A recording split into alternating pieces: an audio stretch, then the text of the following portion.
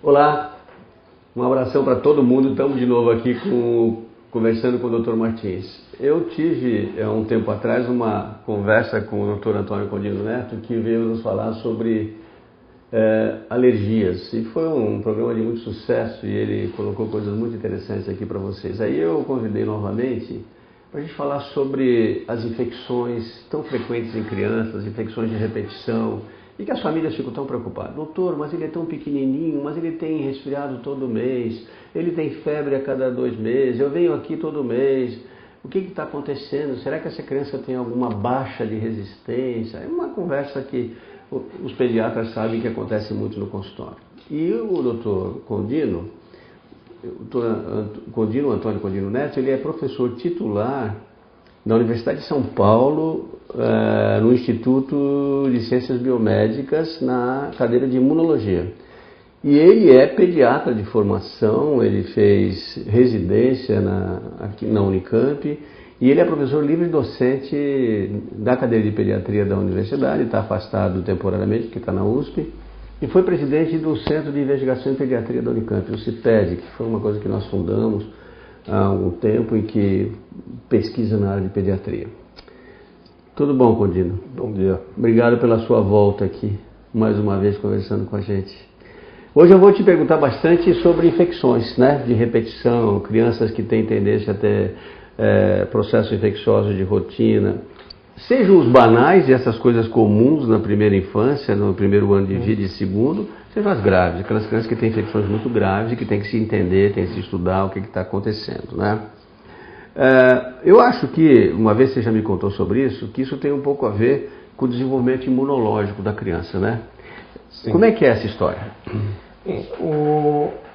As infecções de repetição nas crianças, elas têm que ser entendidas no contexto do desenvolvimento imunológico. O sistema imunológico, ele é parte integrante do organismo. E à semelhança de outros órgãos e sistemas, ele vai se desenvolvendo por etapas. Inicialmente, a criança nasce com uma competência mais relacionada ao chamado sistema imune inato, que é aquele, assim, na perspectiva da evolução das espécies, mais antigo. Então, disso faz parte... E tem a função de proteger você contra agressões externas, né? Exato. Sobretudo de outros seres vivos, né? Então, as crianças nascem com os chamados fagócitos. Os fagócitos são glóbulos brancos do sangue que têm a capacidade de ingerir e matar bactérias. Eles comem bactérias. Comer, né? E as chamadas proteínas do sistema complemento são proteínas que circulam no nosso sangue e que têm um papel facilitador desse processo de fagocitose. Então, as crianças nascem com essas funções relativamente bem desenvolvidas e já ao longo do primeiro ano de vida funciona igual de um adulto. Contudo, as chamadas funções do sistema imune adaptativo, o sistema imune adaptativo é aquele que envolve os glóbulos brancos chamados linfócitos. Os linfócitos existem de 2 tipos. O chamado linfócito T, que é aquele que se desenvolve no timo. O timo é um órgão, uma glândula que nós temos aqui no peito, aqui na frente do coração.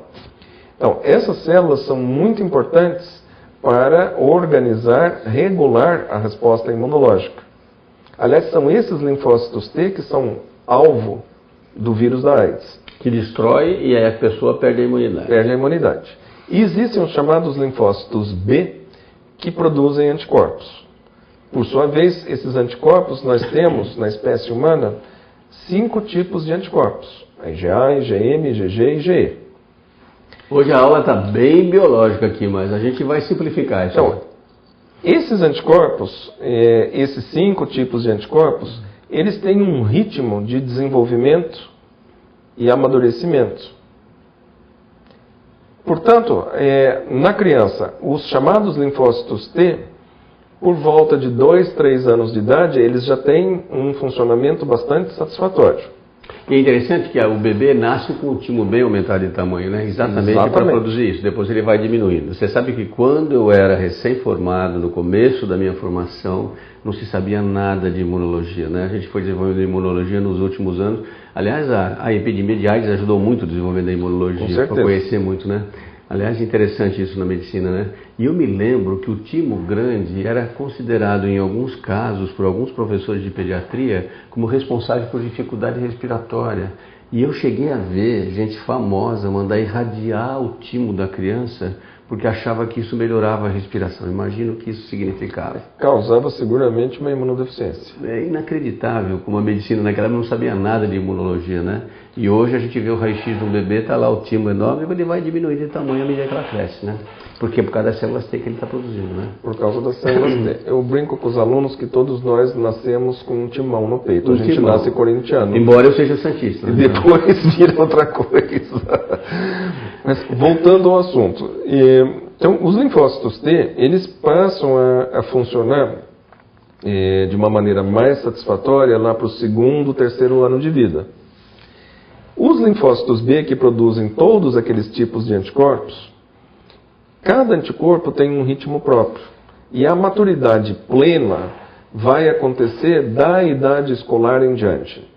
A partir dos 7 anos e vai até essa idade ele tem uma baixa dessas respostas, né? Então vamos colocar que o desenvolvimento pleno da resposta imunológica vai acontecer já próximo da maioridade, próximo dos 18 anos de idade.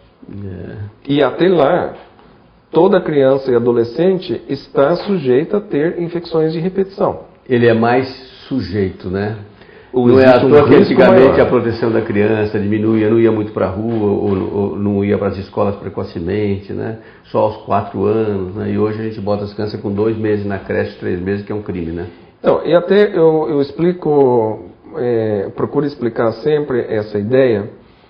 A criança, quando ela está no útero da mãe, na espécie humana, a mãe passa IgG, que é o nosso principal tipo de anticorpo, pela placenta. Então, a mãe passa IgG para a criança, esse tipo de anticorpo. É chamado anticorpo passivo, que veio da mãe para veio da mãe e passa em quantidade grande, particularmente no último trimestre da gravidez. Esses anticorpos que a mãe passa para a criança, eles vão ter um tempo de vida. Lá pelo 4º a 6º mês de vida, esses anticorpos que a mãe passou, eles vão sendo consumidos e daí, dessa idade em diante, a partir do 6º mês, a criança tem que viver com os anticorpos que ela mesma produz. E quando ela perde por volta dos 4 meses, geralmente sai de perto da mãe, é desmamada, pega a imunidade do leite materno e bota numa creche. Então, aí ninguém sabe por que tem tanta infecção, né? E eu coloco isso sempre, converso isso com os pais. Então, assim, as escolinhas, as creches, elas vieram para resolver demandas práticas da vida moderna. A necessidade dos pais trabalharem. Então, as demandas sociais, econômicas, eu não discuto isso. Mas quem inventou a creche, quem inventou a licença maternidade de 4 meses ou 6 meses, não sabia nada da biologia do sistema imune. Nem de pediatria, nem de imunologia. É um total atropelo. Quando eu saio por aí no Brasil falando essas coisas, que criança não deve ir para a creche, e que o ideal é ficar com a mãe até 2 anos, quase que eu sou apedrejado. E é o que eu também defendo. Eu quase sou apedrejado. Como? Mas o problema é a criança, outro problema é a mãe, a família. Nós sabemos vamos colocar disso. O seguinte, uma mas criança é uma sociedade que não protege a criança. Né? Não, uma criança com 2 anos, ela já anda, já fala e está começando a aprender a controlar esfíncter. Começa a pedir para ir no banheiro. Já se defende. Imunidade inata funciona, linfócito T funciona. Isso aí. É outra história. Só que a sociedade não entende isso, né? Quer dizer, aí também entendemos, a mãe tem que trabalhar, a cidadania não tem licença maternidade adequada, nós sabemos tudo isso, não estamos aqui, nós não somos advogados de acusação dos pais, nós somos de defensores das crianças, né? E não estamos aqui para criticar... Nós sabemos das dificuldades, mas é uma realidade. Por isso que em sociedades mais justas, a licença maternidade vai pelo menos até 2 anos, é por causa disso, né? na Suécia, na Noruega. E na Dinamarca você pode ter uma licença maternidade de 2 anos, e se o pai quiser, e se a mãe já desmamou com 1 ano, e se ela tem um emprego melhor que o pai pode ficar cuidando da criança com salário integral em casa e a mãe vai trabalhar. Quer dizer, nada contra, não tem nada a ver, não tem machismo ou feminismo aqui. É uma realidade de proteção do futuro da espécie que se chama criança. Mas imunologicamente também, né? Mas tem uma coisa biológica, mãe. A mãe é a mãe que amamenta. Não, isso no primeiro ano, sobretudo, e no segundo ano. Nós discutimos muito a questão das vantagens nutricionais e afetivas, emocionais do aleitamento. Eu vou falar um pouco sobre a questão da imunidade. Claro. O leite materno tem glóbulos brancos que a mãe passa e tem um repertório de anticorpos riquíssimo. De IgA, IgM IgA principalmente, né? e IgG. São 3 anticorpos muito importantes para a nossa defesa. Então, o aleitamento materno, ele confere uma imunidade excepcional à criança. A criança de leite materno é uma criança muito mais resistente. Previne alergias, existe uma forte hipótese de que isso previna alergias. Claro. Isso não é ainda cientificamente comprovado, mas tudo indica que é o melhor caminho para prevenir alergias, é o leite materno. E as crianças... Você trabalhou com um camarada que defendia muito o leite materno. Também sou amigo do peito. Vamos lá. Eu defendo fortemente, porque leite materno é algo muito mais do que proteína, carboidrato, gordura e oligoelementos. Além de ter toda a parte imunológica, tem a questão do vínculo, do afeto, que tem muito a ver também com a proteção e com o crescimento. E isso é mãe, não é pai. Não, sem dúvida. Então, Por isso que eu falei, depois de 1 ano, 2 anos, se a mãe desmamou, o pai pode entrar. Se não, é melhor ficar com a mãe. Só que a mulherada às vezes fica chateada com a gente. E os psicólogos dizem, né, que toda escolha implica numa perda. Então, assim, a opção por ter um filho, a escolha de ter um filho, implica em algumas perdas. E os pais têm que abrir mão de algumas coisas. Poxa, Godinho, eu estou contente. Eu te trouxe para falar de imunologia, você está defendendo todas as minhas teorias aqui, eu fico feliz. Sabe por quê, Dr. Martins? Porque quando eu recebo uma demanda para investigar e orientar um caso de uma criança com infecções de repetição, pelo fato de eu ser uma pessoa conhecida no âmbito de um profissional que faz pesquisa em imunodeficiências, e profissionais com esse perfil são raros, não é só no Brasil, em qualquer lugar do mundo. Por quê? Porque é uma área nova da medicina. Então os pais chegam com uma demanda e colocam, olha, por favor, o senhor tem que nos dar uma resposta. Já que o senhor é um cientista, trabalha com isso, o senhor não deu uma resposta, por que o meu filho tem tantas infecções? E eu quero que o senhor dê um jeito para ele parar de ter infecção. Então, se a criança preenche quesitos para a investigação das chamadas imunodeficiências primárias congênitas graves, monogênicas, são feitas as investigações. Se eu concluo que a criança é normal, é uma criança normal com infecções de repetição, eu tenho que colocar para os pais, olha, o seu filho tem infecções de repetição, porque ele é imaturo do ponto de vista imunológico, porque ele frequenta uma escola, uma creche, e naquela creche, se nós repararmos, as crianças estão sempre doentes, por quê? Porque são todas imaturas do ponto de vista imunológico e elas não conseguem eliminar os vírus e bactérias que circulam naquele ambiente. Que ficam lá. É diferente de um ambiente de empresa, de adultos, em que 1 ou 2 pegam gripe, curam e não sai disso. Numa creche, todas se infectam. Por quê? Porque as crianças não conseguem eliminar os vírus. E mais uma coisa, como a mãe trabalha e nem sempre pode perder o trabalho porque tem que sobreviver, ela leva o filho com febre, com diarreia, com tosse para a creche. Leva para a creche, né? Então assim, eu coloco para os pais. Né? Exigir que o seu filho pare de ter infecções nessa idade é a mesma coisa que exigir que ele abra um jornal, uma revista e leia aos 6 meses de vida. Você consegue fazer uma criança ler aos 6 meses de vida? Não. É impossível do ponto de vista biológico. E é impossível querer que uma criança pare de ter infecções num ambiente de creche. Veja, existem crianças mais resistentes, naturalmente, e outras menos resistentes. Vou te dar uma notícia que eu acabei de receber e li, que é inacreditável. Não sei se você já sabe. Eu vi uma publicação de que os chineses estão usando leite materno em adultos. Tem camarada na China que está usando leite humano para se proteger e para melhorar a imunidade. E tem, evidentemente, aberrações disso daí, terríveis, né? Você ouviu falar sobre isso? Especificamente não, mas existem publicações científicas formais do uso do leite materno para tratamento de determinadas infecções. Inclusive de implante de flora bacteriana intestinal de bebês que mamam ao peito, em bebês com problemas crônicos não amamentados, fazendo transplante, entre aspas, de flora intestinal de crianças amamentadas ao seio. Isso aí está sendo feito. Até há pouco tempo saiu um congresso. Por exemplo, assim, pingar colostro para tratamento de conjuntivite. Agora, essa da China foi inacreditável. Imaginei um chinês lá pegando alguém para usar o leite humano. Isso não, mas vamos colocar isso num contexto, séria, né? Num contexto bem biológico. O que o leite humano tem? O leite humano tem anticorpos. Sobretudo o colostro, né? Sobretudo o colostro. Que é o leite até 1 mês e meio, mais ou menos, né? Depois de nascido o bebê. Então, ele é rico em anticorpos. É uma maneira de fazer uma transfusão de anticorpos passivamente de uma maneira natural. Hoje, para tratamento de imunodeficiências congênitas graves, né, por deficiência de anticorpos, existem os medicamentos chamados imunoglobulinas.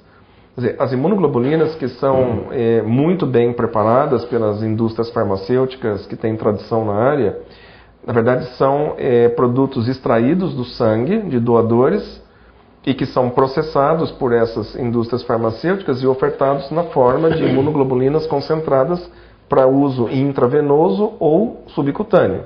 Então, esse tipo de tratamento salva crianças e adultos com defeitos imunológicos genéticos da falta de produção de anticorpos. São produtos muito seguros.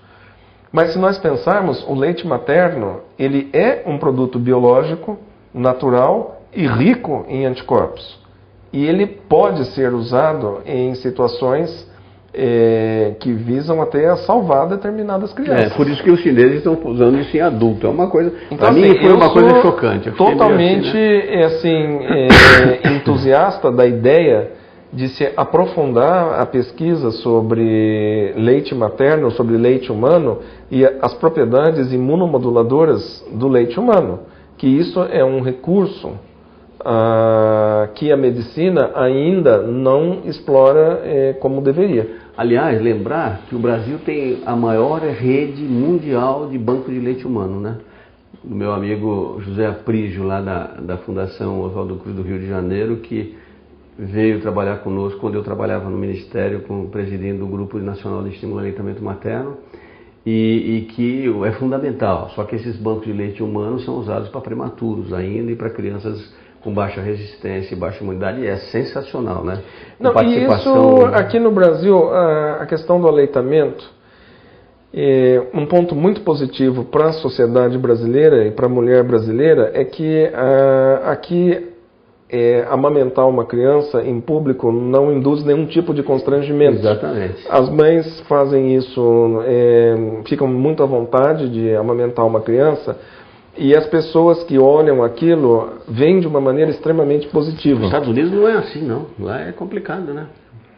Então isso é um ponto para nós. E eu sou totalmente a favor de que se estimule cada vez mais a pesquisa médica, biomédica, biológica. Aliás, você tem trabalhos muito bonitos sobre isso, né? Então, eu sou entusiasta, eu vou continuar trabalhando com a imunologia do leite, eu acho muito importante, e eu acredito que as agências de fomento deveriam abrir canais de financiamento específicos para isso, porque num país como o Brasil, populoso, continental e ainda com um bolsão de pobreza grande como nós deveríamos ter linhas de pesquisa mais,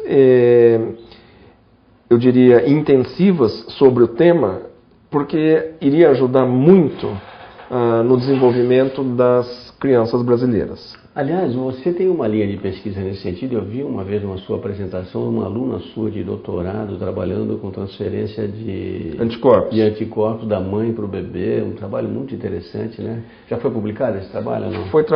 Foi publicado e gerou uma tese de mestrado, de doutorado. Vem outros 2 trabalhos que vão ser publicados. E agora, essa aluna minha, que ela chama Patrícia Machiaverni, ela, inclusive, é agora pesquisadora, colaboradora do Centro de Investigação em Pediatria na Unicamp. Eu uso até uns slides que você me cedeu, que eu uso nas minhas conferências. E a Patrícia vai continuar com essa linha de pesquisa na Unicamp. É um trabalho muito interessante em que ela estuda a passagem de anticorpos anti-ácaro. O que eu não entendo, desculpe, acaba, eu te interrompi fora de hora. Então, nós estamos interessados em saber a relevância do aleitamento materno na prevenção das alergias. É sobre isso o tema de pesquisa.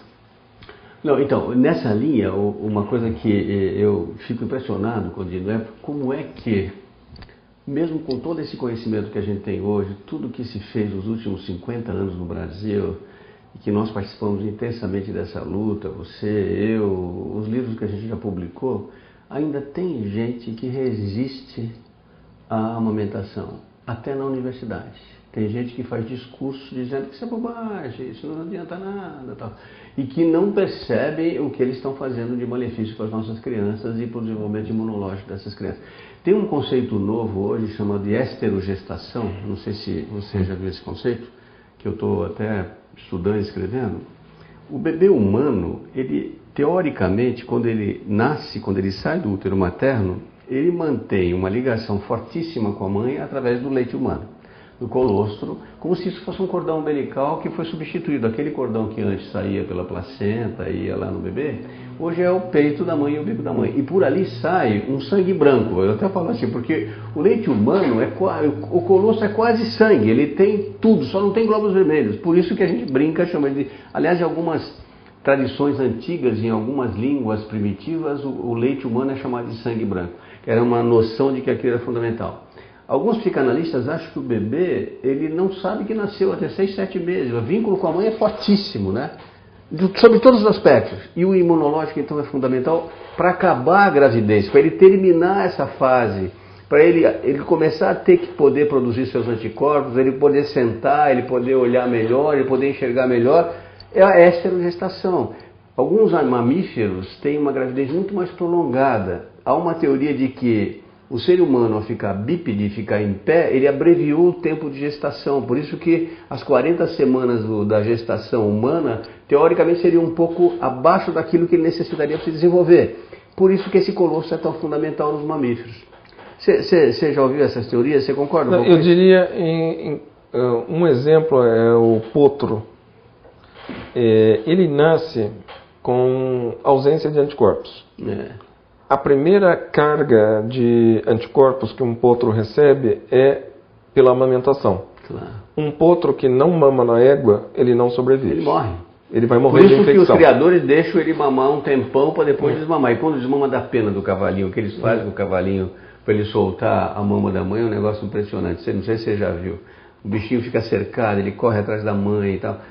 É a vida, né, que é difícil. Então, e nós fazemos isso com as nossas crianças. Então, assim, eu não tenho soluções sociais e econômicas para resolver isso daí. Eu sou médico, trabalho com pesquisa, e nós estamos aqui comentando sobre o aspecto biológico da espécie humana. E isso é uma coisa que nós temos que considerar nas nossas futuras políticas sociais. Uma coisa que eu ia te perguntar, para a gente ir terminando esse projeto nosso aqui de bate-papo muito bom, você sempre me fala sobre a questão da perspectiva, do significado econômico das infecções, do desmame, das alergias, o que significa do absenteísmo dos pais, o que significa para essa criança faltando na escola. É uma coisa que a gente esquece de perceber, né? Tem que ser levado em conta. Uma criança doente significa perda de horário de serviço dos pais. Eles têm que levar as crianças nos médicos. Agora, eu gostaria de aproveitar a oportunidade para a gente encerrar aqui e falar que Existem, de fato, as infecções de repetição, que são parte da vida normal, e existem aquelas crianças que têm infecções mais graves. Por exemplo, crianças com um número maior do que 3 pneumonias, ou pneumonias com derrame pleural, mais do que 8 infecções de ouvido, crianças que têm abscessos na pele, infecções, ínguas, que têm abscesso no fígado, infecção no baço, que têm meningite, tem septicemia. Esses são sinais de alerta para que seja investigado uma deficiência imunológica genética, congênita. Existem os exames que são, inclusive, disponíveis na maioria dos laboratórios, fazem esses exames de triagem. É necessário educar a classe médica a respeito disso. Por quê? Porque uma imunodeficiência congênita que passa sem diagnóstico, ela é de alto risco. As crianças podem vir a morrer de infecções ou desenvolver sequelas. Uma criança que tem meningite, ela pode sair surda ou cega. Uma criança que tem infecções no ouvido de repetição pode ficar surda.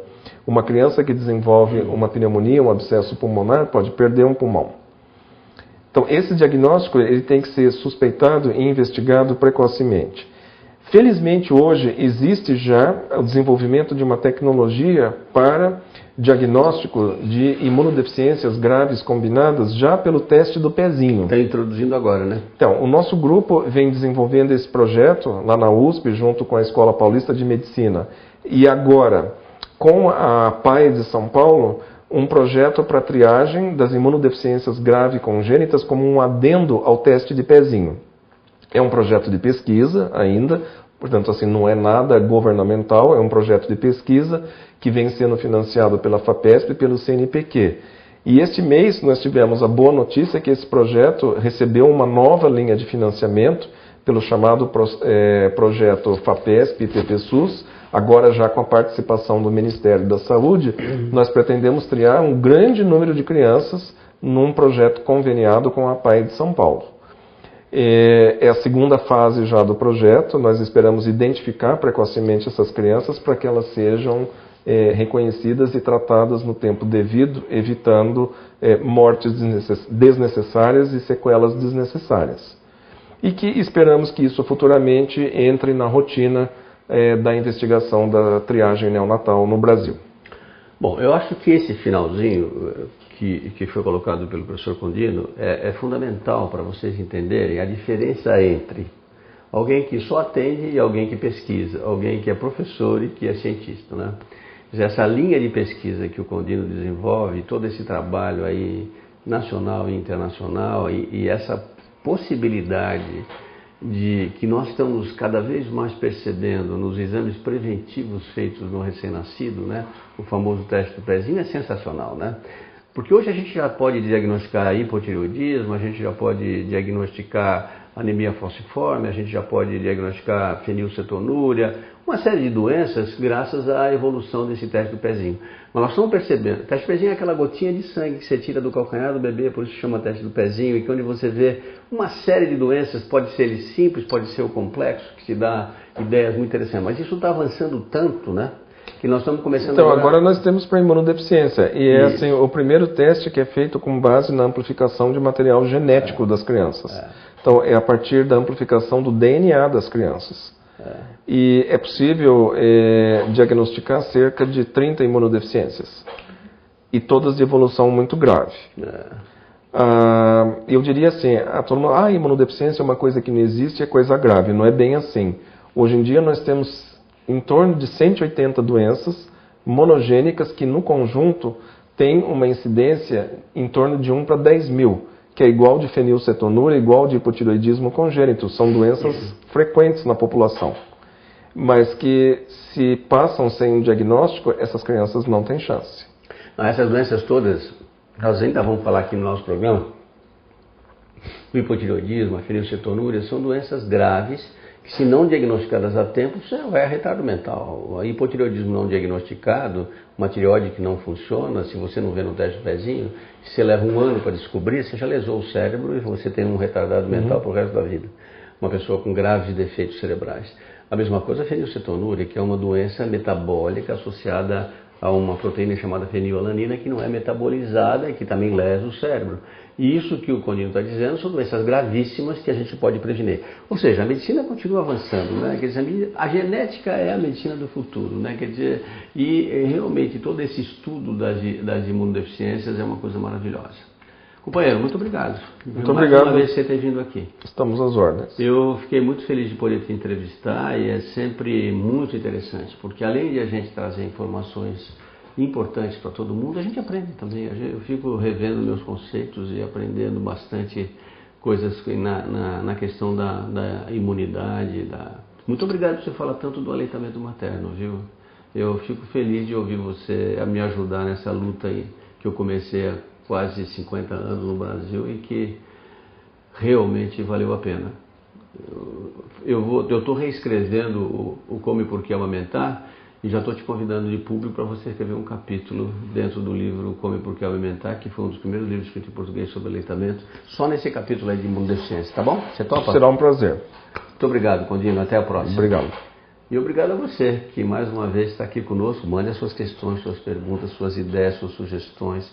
Faça comentários. Não deixe de entrar no webfilhos.com.br, tá bom? Beijo grande. Até a próxima.